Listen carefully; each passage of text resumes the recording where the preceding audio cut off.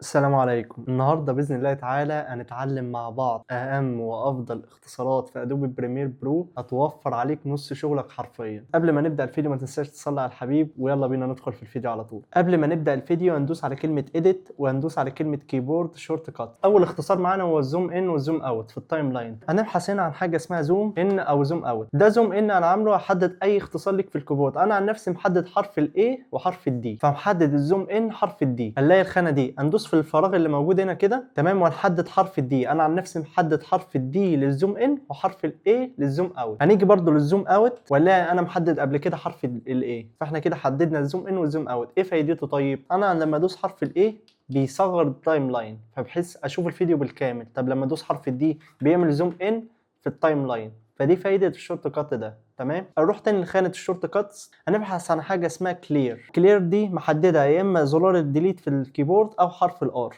تمام، انت شوف هتحددها انهي حرف، بس انا بعرفك الحاجات اللي انا ماشي بيها. لو عايز امسح الحته دي بدوس حرف الار بتتمسح معايا، فهي دي فايده حرف الار ان هي بتمسح اي حاجه. طب انا عايز امسح الحاجه بالمساحه اللي موجوده فيها، بحيث لما احدد الخانه دي وادوس حرف معين تتمسح المشهد كله بالمساحه اللي موجوده فيها. تمام، طيب نحدد ده ازاي؟ نروح برضو على خانه الشورت كاتس ونبحث على حاجه اسمها ريبل ديليت. انت لو كتبت ديليت هتلاقيها ظهرت لك. انا محددها اهي ريبل ديليت عشان تمسح اللي انا عملته الحوارات دي كلها. تدوس شيفت ديليت، طبعا الزرارين اصلا بعاد عن بعض فبالتالي هيأخر عليك الدنيا، فانا حددتها وخليتها حرف الجي. طيب انا لو عندي مشهد زي ده ادوس حرف الار هيمسح المشهد عادي. تمام، انما المكان بتاعه هيسيبه فاضي. طب تعال ندوس كنترول زد كده ونرجع، وعايزين نمسح المشهد ده بالمكان اللي فيه. هنحدد المشهد بتاعنا وندوس حرف الجي، المكان والمشهد اتمسحوا بالكامل، والمشهدين اللي كان قبل وبعد اتضموا لبعض. الاختصار اللي بعد كده انا مش معدل فيه، هو موجود اصلا في البرنامج وغالبا هتلاقيه عندك برضو في البرنامج. تمام، هو حرف السي. حرف السي بيحدد لك علامه الموز او بمعنى صح القط. فانا مثلا لما ادوس مثلا في مشهد زي ده هيعمل لي قط في المشهد ده او قط في المشهد ده، فبتمسح بقى المشاهد اللي انت مش محتاجها وكده.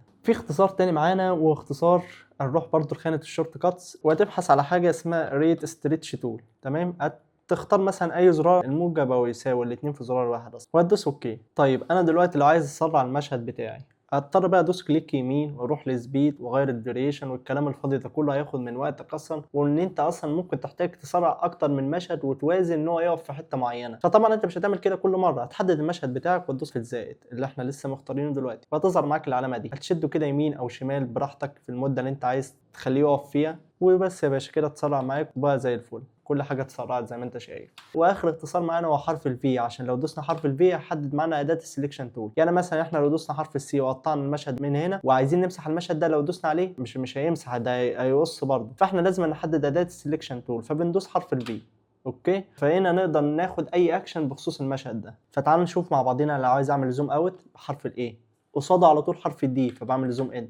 تمام، حبيت ان انا اقص وادوس حرف السي وبالماوس كليك شمال وادوس قط. طيب حابب احذف المشهد ده بس اسيب مكانه فاضي حرف الار. حابب احذف المكان نفسه وادوس حرف الار برضو تاني. حابب الخطوتين دول يتموا في خطوه واحده عن طريق ان انا بحدد المشهد بتاعه وادوس حرف الجي بس دي اغلب الاختصارات اللي انا قلت عليها، سواء القط سواء الزوم ان والزوم اوت في التايم لاين سواء الديليت الريبل ديليت. تمام، السبيد السرعات يعني وكده. فلو عجبك الفيديو ما تنساش اللايك والشير والسبسكرايب. وده كان فيديو جديد والسلام عليكم ورحمة الله وبركاته.